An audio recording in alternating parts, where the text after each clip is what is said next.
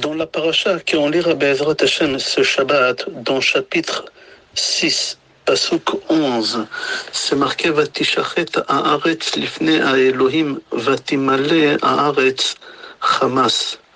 La terre, elle s'est corrompue devant Hashem. Et la terre fut remplie de violence. Après, dans Pasuk Yud Bet 12, c'est marqué Vayar Elohim et haaretz v'hine nishchata ki ishchit kol basar et darko ala haaretz. Hachem, il a vu la terre et voici, elle s'est corrompue, car toute chair avait perverti sa voix sur la terre. Les commentateurs disent que tous, ils se sont corrompus, tous, ils ont fait des choses avec aucune moralité, que ce soit les bêtes, les animaux, les oiseaux, la terre elle-même, elle a été corrompue. On pose la question et on dit, comment c'est possible que les animaux ils se sont comportés avec immoralité, puisqu'ils n'ont pas le Yetzer Hara? On répond, on dit que c'est l'homme qui a pris les animaux et qui a fait les croisements. Il a pris un chien avec un loup. Il a pris une vache avec un cheval. Il a pris des animaux avec des êtres humains. C'est l'homme qui a fait ça de ses propres mains. Et comment c'est possible que la terre elle a été corrompue? On plantait des graines de blé et il y a des concombres qui sortaient. On plantait des concombres et il y a des oranges qui sortaient. Comment c'est possible? La terre elle est inerte. Et Messilat Yesharim il répond, et aussi le Beth Halevi, que le comportement de l'homme affecte tout ce qui est inerte autour de lui. Et c'est pour cela la terre elle a fauté. Parce que l'homme, il a influencé avec son comportement la terre. C'est-à-dire quand tu te comportes mal quelque part, le mur de cet endroit, il s'est infecté avec des choses pas bien. Même s'il y a un tzaddik qui va venir dans cet endroit, il va avoir une influence de qu'est-ce que les murs ils ont absorbé, qu'est-ce que la terre elle a absorbé. On voit ça d'Avraham Avinu. On lira ça Shabbat prochain, Be'ezrat Hashem, dans le chapitre 12, Pasuk 14. Au moment qu'Avraham Avinu il arrive en Égypte avec sa femme Sarah, il lui dit Inena yadati, maintenant je sais que tu es belle. C'est bizarre, ils avaient 75 ans, 50 ans de mariage. La première fois qu'Avraham Avinu dit à sa femme une chose pareille, Avraham il était très pudique, jamais il a osé dire à sa femme une chose pareille. Comment ça se fait maintenant Avraham Avinu lui dit à sa femme cette chose-là? Pour la simple raison que la terre d'Égypte elle était impure, elle a été imprégnée des mauvaises choses. Et c'est pour ça Avraham il a été influencé pour dire à sa femme des choses comme ça. C'est-à-dire que la terre d'Égypte elle a affecté Avraham. Rabbi Eliyahu Lopian pose la question, il dit pourquoi Hachem il n'a pas fait comme il a fait avec Korach, qu'il a ouvert la terre et qu'il a avalé tout le monde? Pourquoi Hachem il a utilisé de l'eau chaude, de l'eau bouillante, le maboul?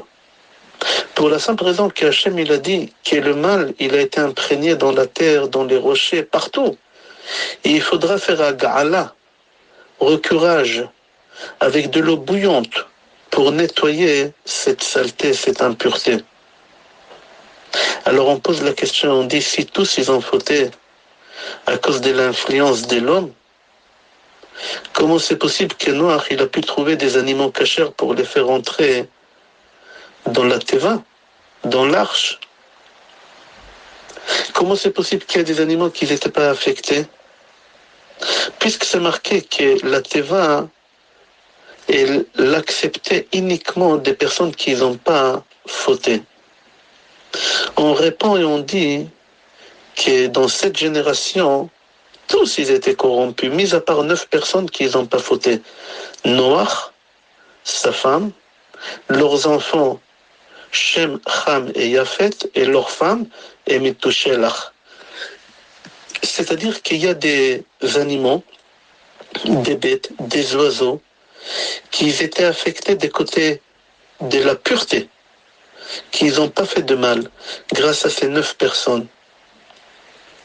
On a dit que tous ils étaient corrompus, mais il faut que tu saches, mis à part les poissons. J'ai trouvé dans le livre qui s'appelle Pardes Yosef, pourquoi les poissons, ils n'étaient pas corrompus. Pour la simple raison qu'on ne peut pas faire des croisements avec les poissons. Comme ça c'est rapporté aussi dans les Tosfot Gemara Baba Kama, page Nunhei Amoud Aleph, il rapporte les Yerushalmi dans Maseret Kil'aim. C'est-à-dire que l'homme, il a pris tous les animaux et il a fait des croisements. Mais il n'a pas pu faire ça avec les poissons, parce qu'on ne peut pas faire des croisements avec des poissons. La question qu'elle se pose, si Hachem il a fait tomber la déluge de l'eau bouillante, comment c'est possible que les poissons ne sont pas morts? Le Ramban, Nachman, il dit qu'ils se sont sauvés aux profondeurs de l'océan. Mais c'est bizarre. Comment tu peux t'échapper d'Hachem? Personne ne peut s'échapper de la punition d'Hachem. C'est marqué dans Tehillim 139, Pasuk 7. Anna elech miruchacha, ve anna mipanecha evrach. On ne peut pas se sauver d'Hachem. On ne peut pas s'échapper de la punition d'Hachem. Comment on peut se sauver d'Hachem? J'ai trouvé une réponse de le livre Yedé Moshe qui dit il faut que tu saches qu'on ne peut pas s'échapper d'Hachem. Tous les poissons, ils sont morts. Et ceux qui ont descendu aux profondeurs de l'océan, c'était avec l'accord d'Hachem, pour que cette espèce, elle puisse continuer à exister. Mais ceux que Hachem il a voulu les éliminer, ils sont morts avec l'eau bouillante. J'aimerais changer un peu des discussions et rentrer un peu plus profond. Et la question qu'elle se pose, pourquoi c'est une mitzvah de manger des poissons samedi?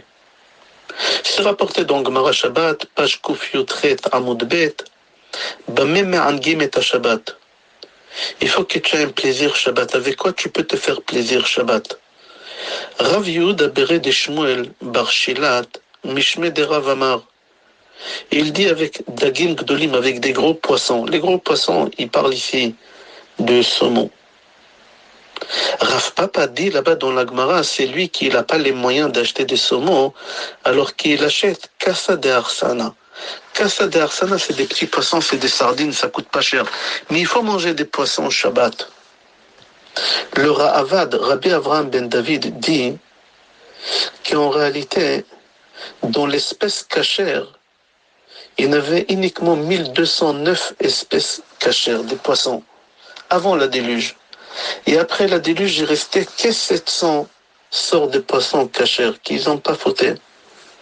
En réalité, aujourd'hui, il y a entre 27 000 et 28 000 espèces de poissons cachères et non cachères. Mais le Ra'avad dit, avant la déluge, il y en avait 1209 espèces de poissons cachères. Ceux qui ont fauté, ils étaient éliminés, et aujourd'hui, il reste que 700 sortes de poissons cachères. On a dit la semaine dernière qu'Adam Arishon, il a donné des noms à tous les bêtes, les animaux, les oiseaux. Si tu remarques, mis à part les poissons, Adam Arishon, il n'a pas donné des noms aux poissons. Regarde, dans chaque pays, on donne un nom aux poissons qu'on veut. C'est pas la même chose dans le monde entier. Le Baal HaTurim dit, il faut que tu saches que les poissons, ils n'ont pas des noms. Pourquoi Adam Arishon, il n'a pas donné des noms aux poissons? J'ai trouvé une réponse dans Midrash Talpiot qui rapporte au nom des livres Mincha Beloula qu'on ne peut pas faire sortir les poissons de la mer. Ils vont mourir. Et Adam Arishon, quand il a donné des noms à tous les animaux, il était au Gan Eden. Et au Gan Eden, il n'y a pas la mer. La mer, c'est ici dans le monde bas. On appelle ça Maïm Atartonim. Alors c'est pour ça Adam Arishon, il n'a pas donné des noms aux poissons, parce que les poissons, ils n'étaient pas en haut, au Gan Eden, ils étaient ici en bas. Rav Chaim Kanievski Shlita, il écrit dans son livre Perek Bashir, qui s'est rapporté dans Gemara Bechorot, page Chet Amoud Aleph, qu'il y a 2 animaux qu'Akadosh Baruch Hu, il leur a parlé. Direct. Le premier animal, c'est le serpent. Comme ça, on a lu la semaine dernière dans la paracha Bereshit, chapitre 3, pasuk 14. Vayomer Adonai Elohim el anachash. Hachem, il a parlé au serpent. Et le deuxième animal qui est Akadosh Baruch Hu, il lui a parlé, c'est le poisson. On a lu ça à Kippour, à Mincha, dans la Haftara de Yona, dans le chapitre 2, pasuk 11. Vayomer Adonai la dag. Il dit Rav Chaim Kanievski Shlita, puisqu'Hachem il a parlé au poisson, c'est pour ça les poissons ils s'accouplent visage face visage, comme l'être humain, parce que la Shrina il leur a parlé. Dans la paracha de la semaine dernière, on a étudié que Chava elle a mangé de l'arbre de la connaissance et elle a donné à tous les animaux. Et c'est pour ça que tous meurent. Pas seulement aux animaux, elle a donné à son mari. C'est pour ça que la mort, elle est là. Mis à part un oiseau qui s'appelle Ofachol. En français, il s'appelle le phénix, je crois, qui se renaît de ses cendres. Tous les 1000 ans, il vole vers le soleil, il se brûle et il renaît de ses cendres. Il y a une deuxième personne qui n'a pas consommé de l'arbre de la connaissance, c'est le poisson. Les poissons, ils n'ont pas transgressé la parole de Hachem. Alors pourquoi les poissons meurent?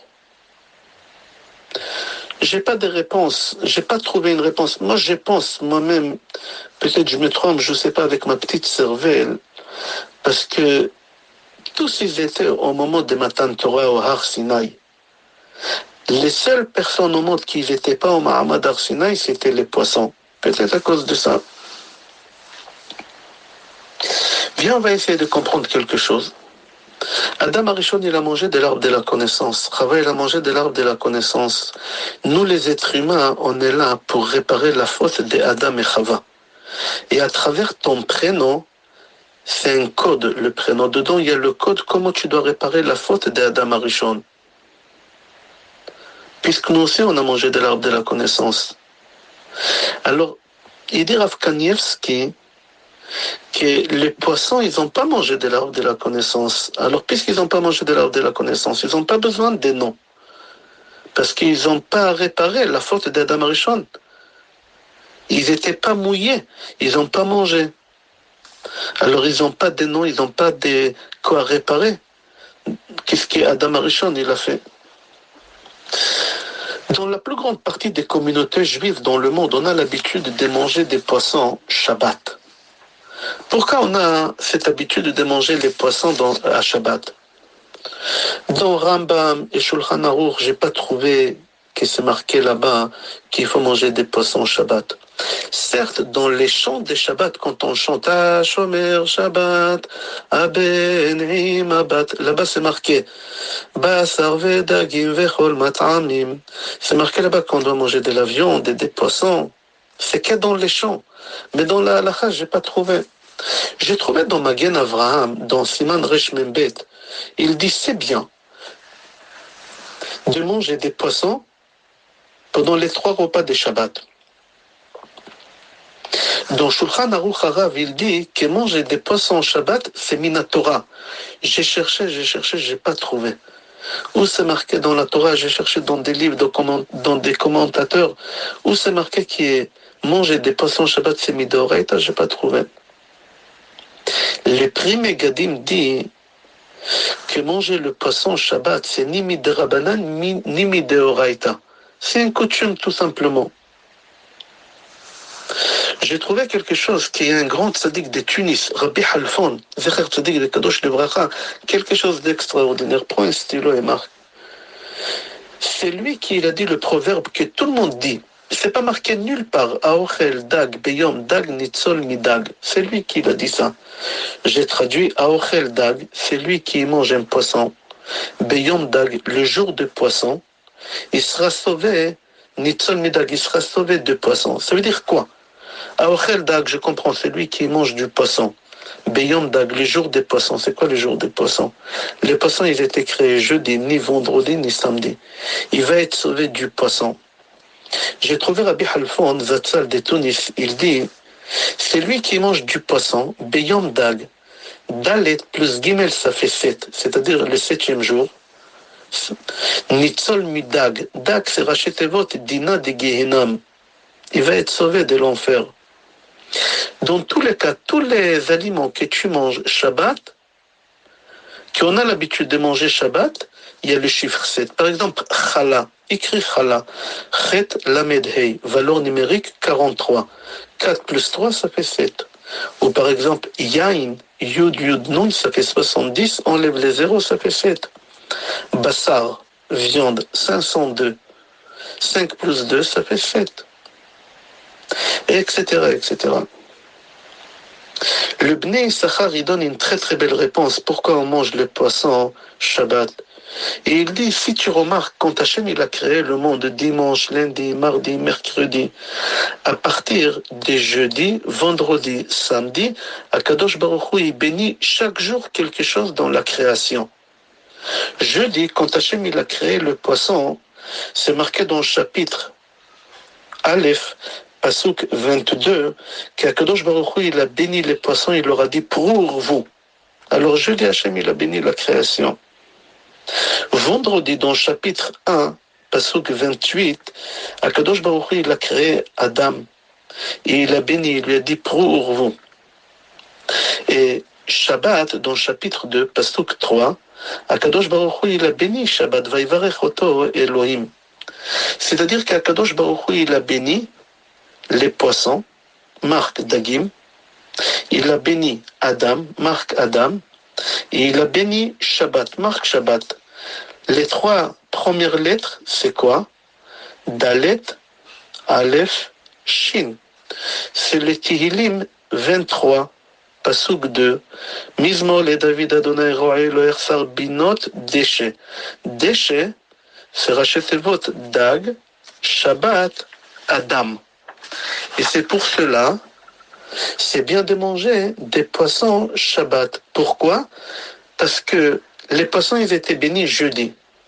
Alors tu vas le manger vendredi, quand Hachem il a béni Adam, il t'a béni toi, et tu vas manger aussi samedi, quand Hachem il a béni le jour de Shabbat. C'est-à-dire que tu vas avoir les 3 brachot le jour de Shabbat.